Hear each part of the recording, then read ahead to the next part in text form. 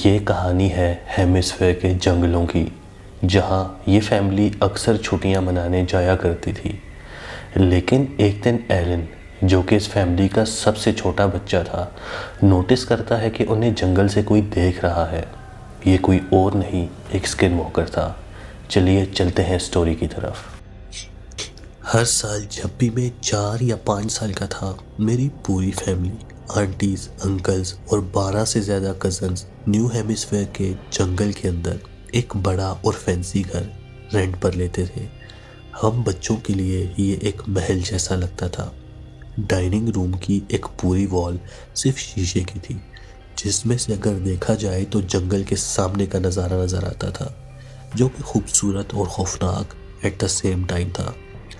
घर के पीछे एक छोटी सी ट्रेल थी, जिसे गार्डन जिनोम से मार्क किया गया था, जो एक बड़ी नदी या झील तक जाती थी, जहां हम फिशिंग करते थे।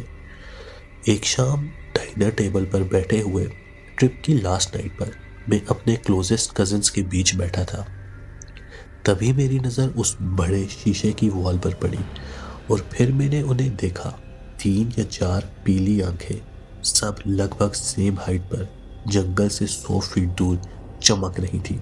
बिल्कुल स्टिल, बिल्कुल घर पर फोकस कर रही थी, हमें घूर रही थी। जैसे ही मैंने उन्हें देखा, मुझे लगा जैसे किसी ने मेरे पेट पर बहुत जोर से पंच मारा हो। मेरा सर गर्म हो गया, डिजीनेस हुई और यूं फील हो रहा था जैसे कमरा घूम गया हो और मुझे उल्टी आने का एहसास हुआ। ये डर नहीं था, ये कुछ हैवी था, कुछ बुरा, जो बाहर से प्रेस कर रहा था और मेरा जिस्म तुरंत रिएक्ट कर गया। मैंने कुछ नहीं कहा, बस सीधा बैठे रहने की कोशिश की। उसके बाद मुझे अपने डैड के साथ फिशिंग पे जाना था। मैं अभी भी बीमार था और बुखार में था, लेकिन मैं मिस नहीं करना चाहता था। तो हमने रॉड्स उठाए और जिनोम ट्रेल से पानी तक चले। जंगल से कोई चीज़ हमारा पीछा कर रही थी। हमें आवाज़ आ रही थी जैसे कोई हमारे साथ चल रहा हो। ना कुछ तोड़ रहा था, ना क्यूरियस, बस स्टेप बाय स्टेप, एक शिकारी की तरह और एक साए की तरह हमारा पीछा कर रहा था। ये चीज़ हमारे साथ रिवर तक गई और वापस घर तक वापस आई। उस रात मेरा बुखार बहुत ज़्यादा बढ़ गया, इसलिए मेरे पेरेंट्स ने मुझे फ्रंट डोर के पास एक बेडरूम में रख दिया, ताकि वो आसानी से चेक कर सके। मैं सो नहीं पा रहा था, मैं थोड़ा थोड़ा सो रहा था, लेकिन बहुत ऑफल फील कर रहा था। तभी मिडनाइट के बाद मैंने पोर्च पर कुछ फुटस्टेप्स सुने। सिर्फ एक नहीं, बहुत सारे, धीरे, डेलिब्रेट, हैवी। मैंने स्मॉल विंडो की तरफ देखा जो डोर के साथ था, और ग्लास से मैंने देखा कि वुल्फ जैसे सर दिख रहे थे। उनकी आंखें वही पीली थीं जो मैंने जंगल में देखी थी, लेकिन ये वुल्फ जैसे बिहेव नहीं कर रहे थे। ये बहुत ऊपर खड़े थे, बिल्कुल स्टिल, और मूव कर रहे थे जैसे कोऑर्डिनेट कर रहे हो, ऑलमोस्ट जैसे एक दूसरे से बात कर रहे हो, लो वॉइस में।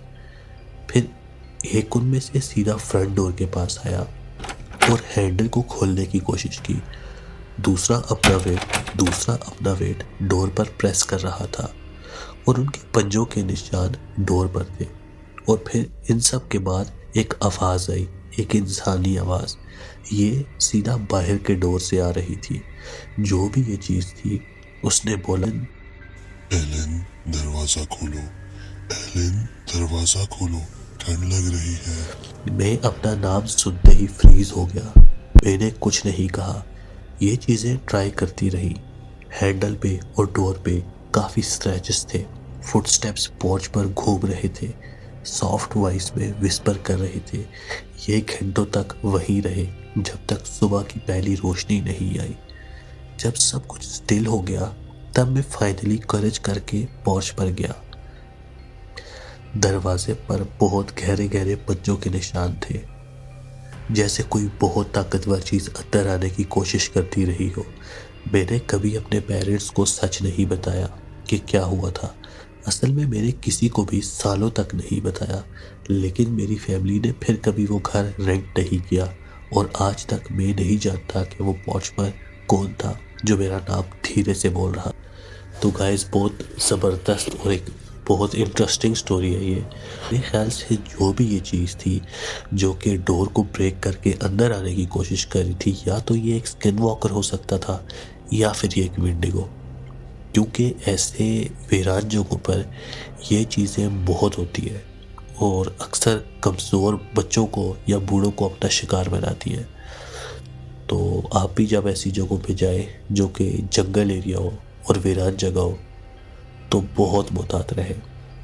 तो अगर आपको ये वीडियो अच्छी लगी है तो लाइक ज़रूर कीजिएगा, सब्सक्राइब नहीं किया तो सब्सक्राइब कर लें।